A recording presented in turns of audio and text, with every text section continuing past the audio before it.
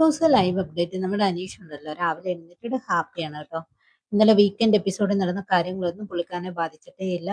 എന്നത്തെയും പോലെ രാവിലെ എഴുന്നേറ്റ് മോർണിംഗ് സോങ്ങിന് പാട്ട് പാടുന്നുണ്ട്.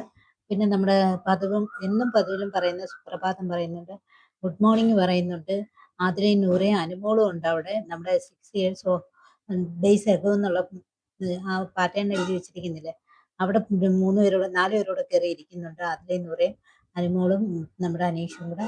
പിന്നെ പുള്ളിക്കാരൻ അവിടെ നിന്നിട്ട് സുപ്രഭാതം ബിഗ് ബോസ്, ഭയങ്കര സന്തോഷമുള്ള ദിവസം big boss, happy days big boss, ഇനി കുറച്ച് ദിവസങ്ങൾ ബിഗ് ബോസ് പുറത്ത് പോകാൻ പോവുകയാണ് ബിഗ് ബോസ്, ഞങ്ങളോടൊന്ന് മിണ്ടോ ബിഗ് ബോസ്, ഒരു സുപ്രഭാതം പറയും ബിഗ് ബോസ്, ഒരു ഗുഡ് മോർണിംഗ് പറയും ബിഗ് ബോസ് എന്നൊക്കെ പുള്ളിക്കാരൻ പറഞ്ഞുകൊണ്ട് നടക്കുകയാണ്. അവിടെ കൈകളൊക്കെ വിരിച്ച് ഇങ്ങനെ സന്തോഷത്തോടെ ഓടി നടക്കുന്നുണ്ട് പുള്ളിക്കാരൻ. പുള്ളിക്കാരൻ ഇതൊന്നും ബാധിച്ചിട്ടില്ല കേട്ടോ. ഇന്നലത്തെ വിഷയം പുള്ളിക്കാരൻ അത് അവിടെ വെച്ച് അവസാനിപ്പിച്ചു എന്ന് വേണം പ്രതീക്ഷിക്കാനായിട്ട്. പുള്ളിക്കാരൻ വളരെ ഹാപ്പിയായിട്ട് ഇന്ന് എന്നത്തെയും പോലെ തുടങ്ങിയിരിക്കുകയാണ്.